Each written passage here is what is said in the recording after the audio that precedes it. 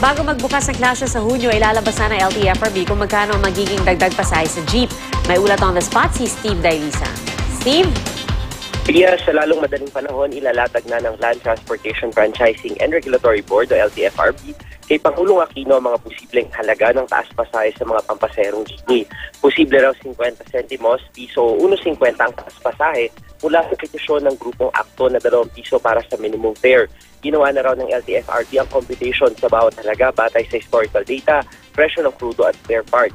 Ayon kay LTFRB Executive Director Ricardo Cabrera III, kinonsidera rin ang magiging impact nito sa ekonomiya, lalo na sa mga negosyo at ang mga commuter na direktang maapektuhan nito. Bagamat kaya namang magdesisyon at magpatupad ng fare hike o reduction ng ahensya, nais lang daw nilang batid ng Pangulo ang pagpapasya. Ang rollback kahapon na 50 centimos sa diesel makakaapekto pa sa final na desisyon, bubuuin nila 2 linggo mula ngayon. Dahil sa mabilis na paggalaw ng presyo ng produktong petrolyo, kailangan din daw kasi yung masusing pagbalanse sa fare hike. Kahapon nagbanta na si ACTO President Efren De Luna na maglulod sila ng tigil pasada sa mismong araw ng pagbubukas ng klase sakaling hindi pa rin matugunan ang kanilang petisyon.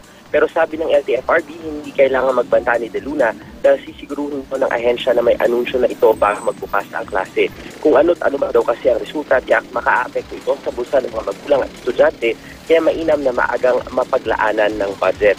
Ang grupong Pasang Mazda naman hindi raw makikilahok sa tigil pasada at aantabayan na lang ang magiging resulta ng pagpapasya ng LTFRB. Gayunman, sinabi ni Ka-Obet Martin na sapat na raw ang 50 centimos na increase sa pamasahe dahil ito raw marahil ang win-win solution para sa mga tsuper at maging sa mga commuter. Yan muna ang pinakasaling balita mula dito sa Quezon City, Baliseo, Pia.